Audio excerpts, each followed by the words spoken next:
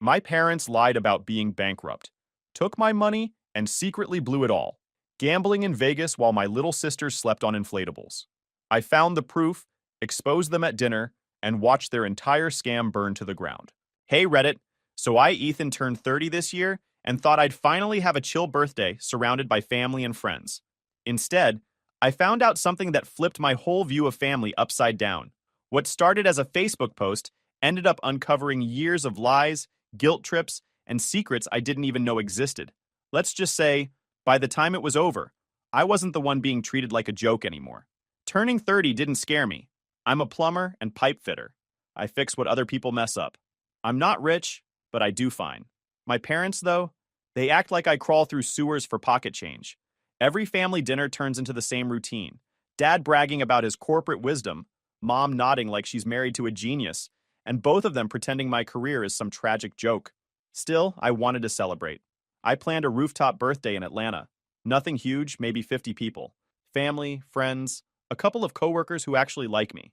I'd even reserved a small terrace with string lights and a grill setup. It wasn't flashy, but it was mine. I texted the family group chat 2 weeks before.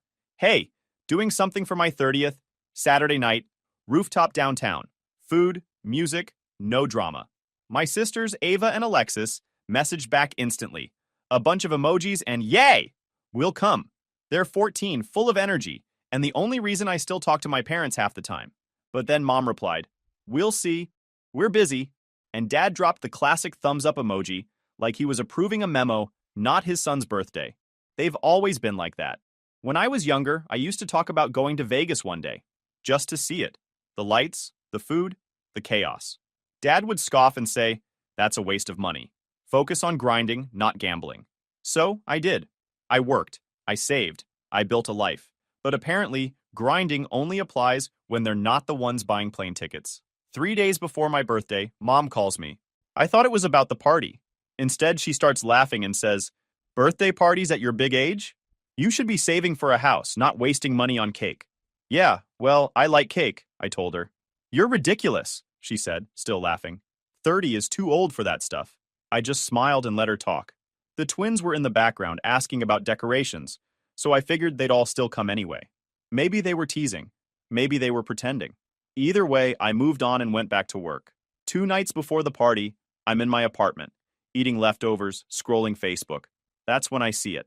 My mom's profile picture changed. She's standing in front of a hotel fountain, big smile, sunglasses, the words Caesar's Palace glowing behind her.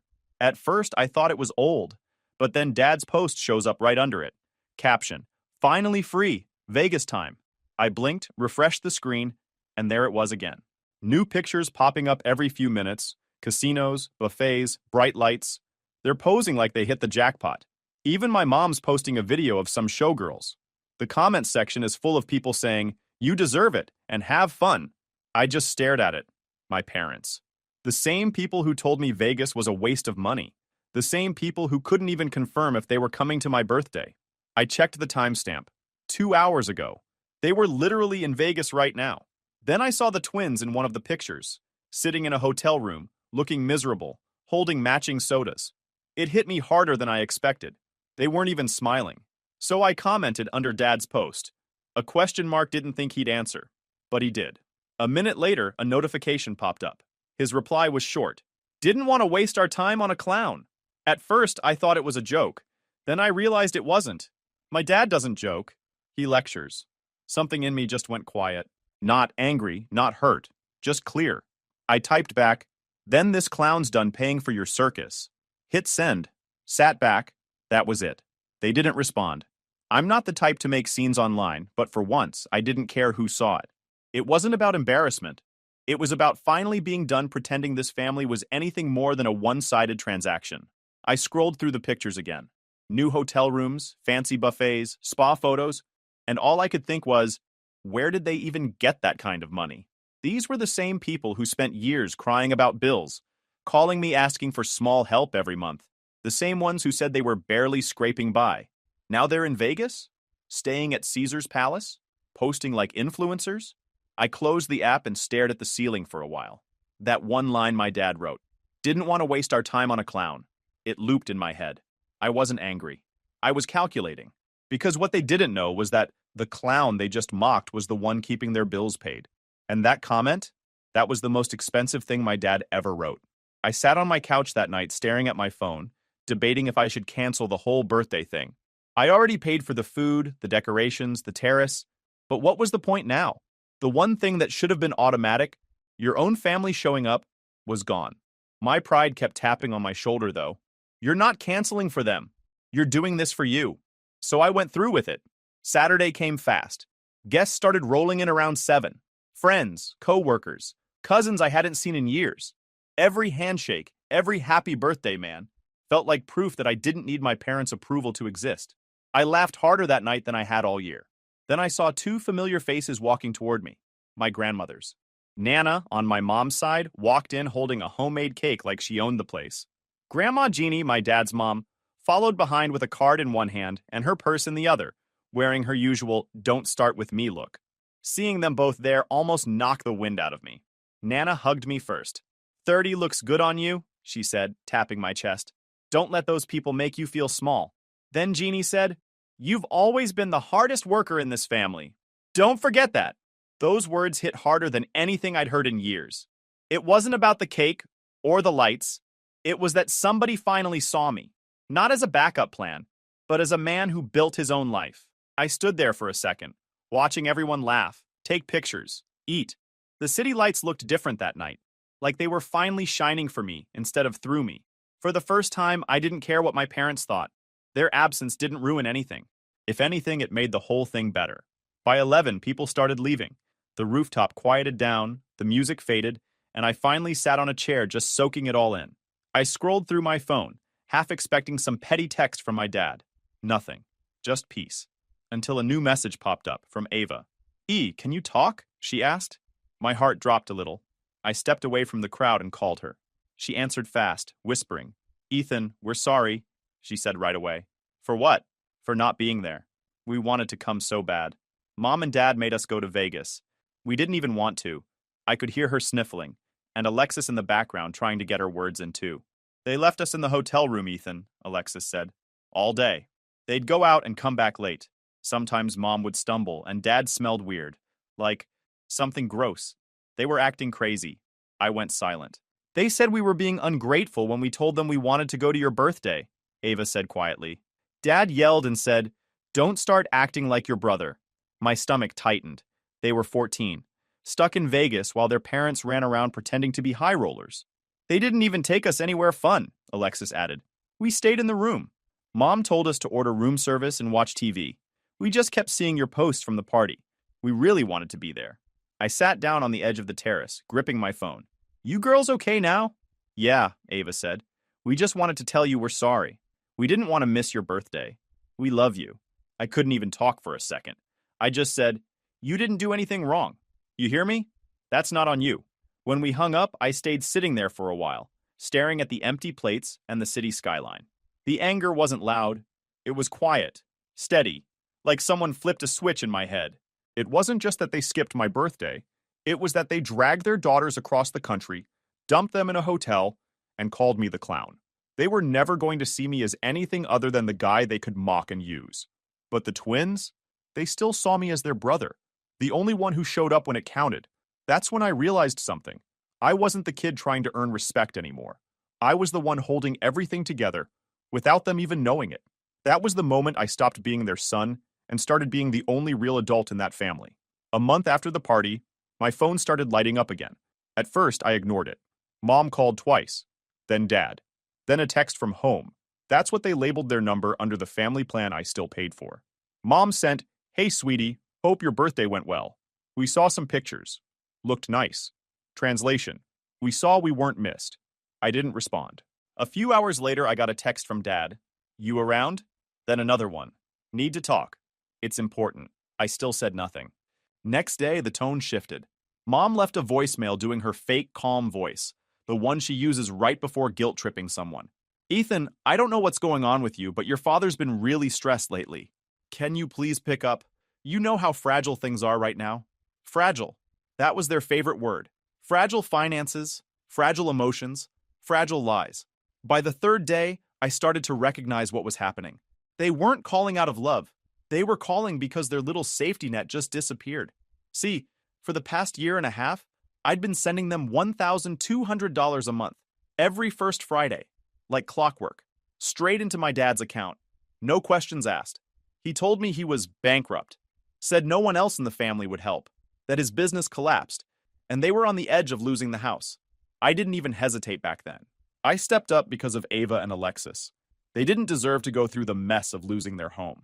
My dad said, "It's just temporary. A few months until I get back on my feet." A few months turned into 18. I thought I was doing the right thing, being the dependable son, the guy who didn't just talk about loyalty, but actually lived it. Every time he said, "You saved us again," I believed him. That's the funny part. I believed someone who never once believed in me. After that Vegas stunt, though, I didn't send a dime. Not to the parents, anyway. I didn't announce it, didn't warn them. I just logged into my bank app, scrolled to the recurring transfer, and hit cancel. Then I opened Venmo and sent the twins $300 each with a note that said, "For snacks and school stuff. Love you." That was the last transfer that left my account for them. For a few days, it was quiet, peaceful even. No calls, no messages. I was almost convinced maybe they didn't notice yet. Then the panic started. Mom texted first, "Hey, did something happen with the payment this month? Maybe it didn't go through?" 10 minutes later, Dad followed. "What's going on? I thought we agreed you'd help until my business stabilizes." I ignored them. Next day, Mom didn't give up. "Ethan, you're putting us in a bad spot. The mortgage is due." Still nothing. Then came the guilt. "We're family, Ethan. Family doesn't turn their back when things get tough. Your sisters will be crushed if we lose the house." "Is that what you want?" I almost laughed. The same man who called me a clown online was now throwing family around like it was some magical password. When guilt didn't work, they tried begging. I started getting multiple voicemails a day. Mom crying, saying, "I don't understand what we did to deserve this coldness." Dad going full victim mode. "I guess success changes people. We raised you better than this." Raised me better? Yeah, by example. Show up broke, lie, and expect someone else to clean up the mess. By the end of the week, I came home from work to find a folded note stuffed into my apartment mailbox. The handwriting was my dad's. "Ethan, we're about to lose the house. Please, just one more month. I'm begging you. I'll pay you back as soon as I can. We're in a bad place." I read it twice. My brain replayed every image from those Vegas photos, hotel suites, buffets, his finally free caption. Lose the house? The man was just in Vegas 2 weeks ago, pretending to be a high roller. I crumpled the note and tossed it straight into the trash can by the elevator. If they could afford Vegas, they could afford the consequences. Over the next few days, their messages got messier. Long paragraphs about stress and bills mixed with, "You're heartless, and we thought you were different." I didn't block them. Blocking would have meant they got to control the silence. I just stopped reacting. No texts, no calls, just quiet. The twins texted a few times too, mostly small things. "We miss you. Mom's mad all the time. Dad keeps saying he's broke again." I didn't bring them into it. I just told them to focus on school and that I'd always have their back. Every night that week, I'd sit at my kitchen table, check my phone, and see another missed call or voicemail pop up. I'd just smirk a little. The funny thing about leeches, they don't know they're bleeding you dry until you stop bleeding. Part of me felt guilty. Sure, it's natural. But most of me? I felt free. Like I was finally cutting the cord that should have been severed years ago. They wanted to treat me like an ATM? Fine. But ATMs lock when you type the wrong PIN too many times. That Vegas comment had cost them exactly $1,200 a month and a son who was done pretending. By the next week, I was still getting their messages. Different words, same begging, but something about how desperate they sounded didn't make sense. It had only been a few weeks since I stopped sending money. No one's house gets repossessed that fast unless there's more going on. I needed answers. And the one person who never sugarcoated anything was Nana, my mom's mom. I called her one evening after work, still in my uniform, sitting in my truck outside a gas station. She picked up on the second ring like she'd been waiting. "Ethan," she said, "I was wondering when you'd call. You doing okay, baby?" "Yeah," I said. "Just need to ask something straight. You been helping Mom and Dad with money?" There was a pause. The kind of pause where you can hear the truth forming. Then she sighed. "I have. A few hundred here and there. Sometimes more. Your mom said things got bad after your father's business failed." I didn't want the girls to struggle. "Failed," I repeated. "Right." She caught the tone in my voice. "Ethan, what are you not telling me?" So I told her. The $1,200 I'd been sending every month. The Vegas trip. The Facebook post. Everything. By the time I finished, she was quiet. Then she said, Lord have mercy. You're not the only one. What do you mean? I talked to Jeannie last week. Turns out she's been helping them too. Said she's been paying part of the bills for over a year. We didn't realize we were both doing it until recently. I just sat there in my truck, gripping the steering wheel. Wait, so they've been taking money from me, from you, and from Dad's own mother? Every month, she said, and lying to all of us. Jeannie thought she was keeping the lights on. I thought I was helping with groceries. You thought you were saving the house. That's when it clicked. How my dad always had excuses that didn't add up. How he always claimed the money vanished to repairs or taxes. He wasn't broke. He was just greedy. Nana wasn't done. You want to know the worst part? He's not bankrupt. Not even close. I ran into a man from their old neighborhood a few months ago. Said your father still does small repair work under the table. Cash only. Says he's been making decent money from side jobs. I blinked hard. You're telling me he's been working this whole time? Yes, she said. He tells everyone he's unemployed so he can collect help. He's been pocketing thousands. Jeannie didn't want to believe it until she saw a photo of him on Facebook fixing someone's patio heater. I leaned back in my seat and just laughed, one of those dry laughs that comes out when you're too mad to yell. So he's not just lazy, he's a scammer with a wrench. Ethan, I'm sorry, honey, she said, her voice breaking. We all wanted to believe him. Jeannie and I feel like fools. Don't, I said.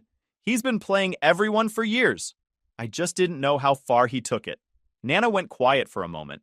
Then her tone sharpened. Well, that ends now. Jeannie and I already talked. We're calling a family dinner. Everyone's going to sit down, and we're going to get this out in the open. No more pretending. You're serious? I asked. Dead serious. Jeannie's keeping a folder. Screenshots, bank transfers, all of it. We've both been documenting everything since January. Your parents won't be able to lie their way out this time. I didn't say anything for a while. The sunset was fading through my windshield, orange light hitting the edge of my work boots. I thought about all the times Dad called me ungrateful, all the years he talked about being the man of the house while leeching off everyone around him. Tell me when, I finally said. Saturday, 6 o'clock, Jeannie's house. I'll text you the address, she said. And Ethan, don't come angry. Just come ready. Don't worry, I said. I'm not going to yell. I'm going to let the truth do the talking. That night, I went home and pulled up my old bank records. Every transfer, every memo line that said mortgage or help or... I printed them out and put them in a folder of my own. The next few days, I stayed quiet. My parents kept messaging like nothing had changed. Mom sending heart emojis, Dad saying, "We miss you," as if those words would erase Vegas. They had no idea their little money triangle was about to explode. By Friday, Nana sent a group text confirming dinner. Dinner tomorrow at Jeannie's. Be on time. Mom responded instantly with a bunch of exclamation marks and can't wait. I stared at the screen, half laughing. They thought this was going to be some regular family get-together. They didn't know they were walking into an ambush with table settings. Saturday came. I showed up early, wearing jeans and a clean shirt. Jeannie opened the door with a look that could stop traffic. She didn't even need to say anything. I could see it in her face. The kind of calm that comes before a storm. In the dining room, the table was already set. Looked like a normal family dinner. But sitting right next to the centerpiece was Jeannie's folder, thick with papers. She saw me glance at it and said quietly, "Everything's in here. Every dollar. Every lie." I nodded. Good. Let them talk first. At 6 sharp, my parents arrived like nothing was wrong. Dad wearing his fake confidence, Mom acting bubbly. Nana just smiled politely. "Sit down, dear. We've got a lot to talk about." I took my seat across from them and said nothing. I didn't need to. They thought I was their backup plan. I was about to be their wake-up call. Mom complimented the decor. Dad gave me a fake pat on the shoulder, like we hadn't just gone weeks without speaking. "Hey, champ," he said. I just nodded. The twins trailed behind them quietly. They looked nervous, like they already knew something was off. Dinner started slow. Everyone made small talk about the weather, the twins' school, the new grocery store Nana hated. The air was stiff, like we were all waiting for someone to hit the ignition. And then Jeannie did. She cleared her throat, adjusted her glasses, and pulled out the thick folder she'd brought. "All right," she said, setting it on the table. "Let's talk about what's really going on." Mom froze mid-bite. Dad tried to play dumb. "What do you mean?" Jeannie flipped the folder open. I slid my own printouts next to hers. Same dates, same story. Let's start with this. January, $600 from me. March, $400 from Nana. Every month after that, same pattern. You told us you were about to lose your house. You told Ethan you were bankrupt. Meanwhile, you were taking money from all three of us. Dad opened his mouth, but she held up a hand. Don't. I'm not finished. She pulled out printed screenshots of messages and receipts, laying them out one by one like evidence in a trial. You said you were jobless, but here's a picture of you fixing someone's heater in May. You said you had no savings, but here's your Vegas hotel reservation from 2 weeks ago. Nana chimed in. You lied to me, to Jeannie, and to your son. You called him ungrateful, said he abandoned you. Meanwhile, he's been the one keeping your lights on. Mom's face went pale. That's not true. It's absolutely true, Nana snapped. You painted Ethan as selfish so people would pity you. You even told me he refused to help with the mortgage. I have the messages. Dad tried to chuckle like it was all a misunderstanding. You're all overreacting. Things have been tough. We were just lying, I said finally. Yeah, I can tell. The twins looked at me, wide-eyed. Ava whispered, You've been paying for the house? I nodded slightly. For over a year. Their heads dropped. Alexis spoke up, her voice shaking. Every time we asked for new shoes or money for school projects, Dad said things were tight. We thought we were broke. Nana turned to her sharply. What do you mean tight? He said there wasn't enough for extras, Ava said. We've been sleeping on inflatables for months because he said he couldn't afford new beds. The entire table went silent. You could hear the clock ticking from the living room. Jeannie's voice was low but sharp. Inflatables? While your father was playing around in Vegas? Dad's head snapped up. That's not what happened. Mom suddenly blurted out, Oh, stop it! They already know! Her voice cracked. Everyone froze. Nana's eyes narrowed. Know what? Mom looked down at her plate, shaking. He's been gambling. That's where the money goes. Casinos, online betting, sports apps. All of it. Every dollar. He says he's investing, but he's just chasing losses. That's why he always says things are tight. Dad slammed his fist on the table. Don't you start, Linda. But it was too late. The room erupted. Jeannie stood up so fast her chair screeched across the floor. You've been stealing from your own mother to gamble? Are you out of your mind? Nana's voice came next, calm but dangerous. You took from your son. You took from both of us. And you have the nerve to sit here acting proud? Dad went red. It's not stealing if it's family. Stealing's exactly what it is, I said quietly. You just called it love to make it easier to swallow. The twins started crying softly. Nana moved over to comfort them, glaring at my parents. Enough. This ends tonight. Mom tried to backpedal. We were going to fix it. We just needed a little more time. Jeannie cut her off. No. You've had time. Years of it. She pointed toward the door. You're done taking money from this family. If you want to fix something, start with your life. Nana stood too. And the girls are staying with me for now. They're not living under that roof while you gamble away your bills. Mom gasped. You can't just take them. I can and I will, Nana said. Unless you want me to call child services and explain the inflatables? Dad tried to talk, but Nana's tone sliced right through him. Not another word. You've said enough. The twins watched everything quietly from the corner. I could see the relief on their faces, even with the tears. I didn't say a thing through the rest of it. I didn't need to. Everything I wanted to say had already been said for me. The lies, the excuses, the manipulation, all of it burned down in one dinner. Mom started sobbing into her napkin. Dad just stared at the table like he was waiting for someone to fix it for him again. When it was finally over, Nana turned to me. You go home, Ethan. We'll handle the rest. You've done enough. I nodded. As I walked out the door, I heard Jeannie's voice one last time, firm and final. You're cut off. No more money, no more chances. I didn't look back. I didn't need to. The circus had officially closed for business, and this time I wasn't the clown. They were. A few days later, the fallout started spreading faster than I expected. Word was traveling through the family like wildfire. But the first real hit came from a phone call Nana got one morning. It was from Mom's old friend, someone she used to gossip with every weekend. The woman was crying on the phone saying she felt awful after hearing what happened. Apparently, Mom had been talking about me for years, telling people I was selfish, that I refused to help, that I only cared about my own fancy life. Nana had her on speakerphone, and I was standing right there when the friend said, She always made you sound like you were this cold son who didn't care about his parents. I believed her. She said you barely called her unless you wanted something. I laughed under my breath. Guess I wanted to pay their mortgage for fun then. The woman sighed. I'm so sorry, Ethan. She fooled all of us. Every time she asked for money, she'd say, he doesn't want to help, so we're struggling. We all felt sorry for her. That was her trick. Mom didn't just manipulate money, she manipulated people's emotions. She'd badmouth me just enough to play the victim, and then cash in on the sympathy. Nana told the woman not to feel bad, that the truth was finally out, but you could hear how angry she was under that calm tone of hers. I raised her better than this, she muttered after hanging up. She learned to lie faster than she learned to love. That night, everything got worse. Around 9, my phone buzzed. Alexis. She sounded panicked. Ethan, are you with Nana? Yeah, why? I went home to grab some clothes, she said, crying. I found something. You need to tell Grandma right now. What happened? She sniffled. There were papers in Dad's desk. Loan papers. His name, Mom's name, and Grandma Jeannie's name typed as a co-signer.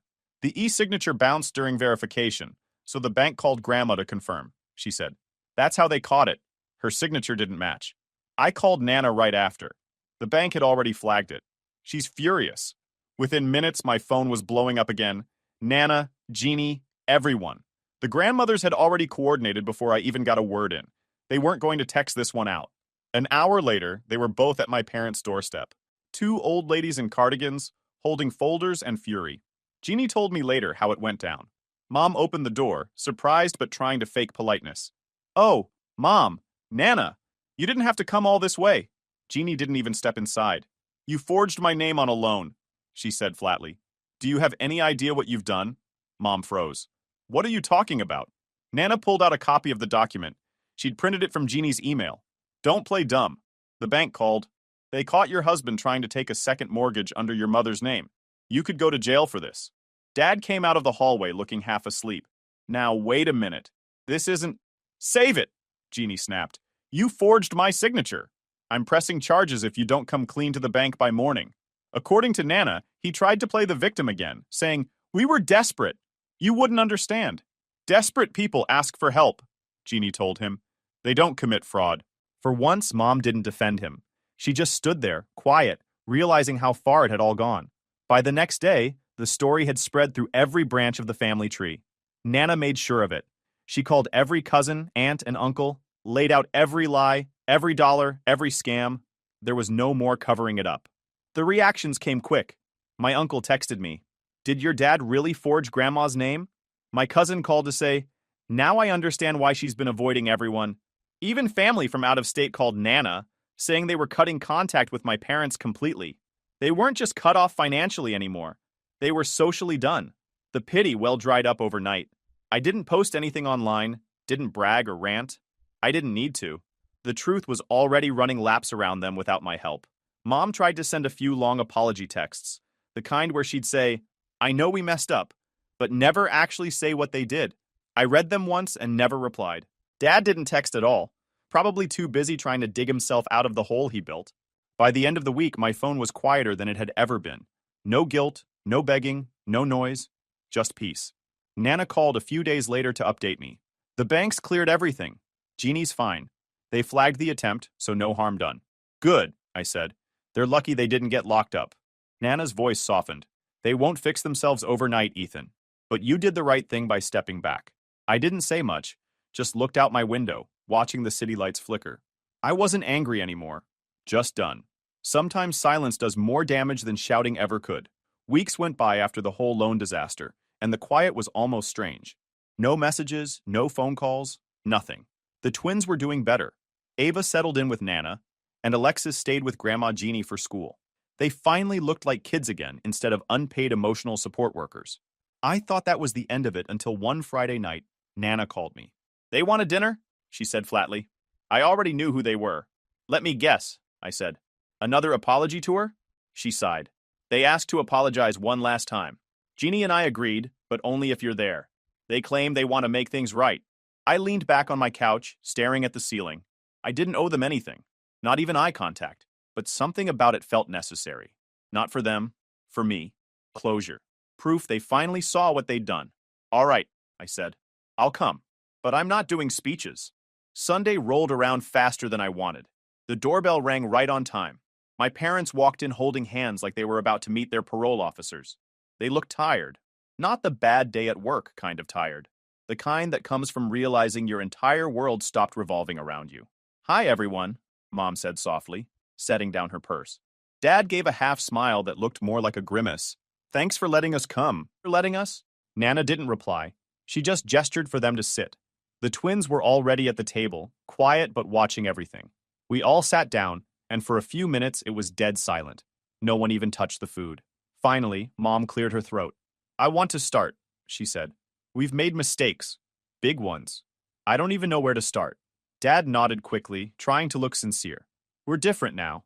We've stopped gambling. We're going to counseling. We just want to make things right. I didn't say anything. Jeannie folded her arms. Nana leaned forward, her voice steady but sharp. You're sorry because you got caught, not because you changed. Mom's eyes watered instantly. That's not true. It is, Nana said. You didn't apologize when you were lying. You didn't apologize when you were taking his money. You only did it when you lost everything. That's not remorse. That's desperation. Dad shifted in his seat, trying to find a way back into control. We're just asking for another chance. Family doesn't turn their backs forever. Jeannie slammed her palm on the table. You turned your backs first. Her voice cut through the air like glass. You dragged his name through the mud for years. You forged my signature. You lied to everyone who cared about you. Do you even understand how low that is? Mom tried to speak, but Jeannie kept going. You think being sorry erases that? It doesn't. You're lucky we didn't press charges. Mom started crying harder, whispering, We just want to fix it. Nana shook her head. You can't fix something you never valued. She took a deep breath. You're cut off from this family. Completely. You can rebuild your life on your own. The girls stay with us. You will not drag them back into that mess you call a home. Dad stared at her, speechless. For once, he didn't have a single excuse ready. His voice cracked when he finally said, You can't take our daughters. I can, Nana said calmly, because they deserve better. And they'll get it. Ava reached over and grabbed Alexis's hand under the table. Neither of them said anything. They didn't have to. Their silence said everything. They were done too. Jeannie spoke next, her voice low but final. We're done watching you ruin everyone's lives. You've hurt enough people. This is your mess to clean up now. My dad leaned back in his chair, looking like a balloon with the air knocked out. Mom tried one more time. Ethan, please, say something. I looked straight at her and said, You already did all the talking. That's the problem. The table went silent again. You could hear the ticking clock from the living room. After a few moments, Nana stood up and started clearing plates that no one had touched. It was her quiet way of saying the meeting was over. Mom and Dad sat there frozen until Jeannie finally said, You should go. They left slowly, humiliated, like two people walking away from a funeral they didn't expect to attend. When the door shut, the twins exhaled, like they'd been holding their breath for an hour. Nana hugged them both and said, You're home now. You don't have to worry anymore. That night, I drove home in complete silence. No music, no calls, just the sound of tires on the road. I didn't get revenge. I didn't scream or ruin their lives. I just stopped giving them the chance to use me. And somehow, that hit harder than anything else I could have done. YouTube just dropped this new hype feature. If you're hooked on this story, smash that hype button. It tells YouTube this video deserves to blow up, and it keeps even crazier stories coming your way.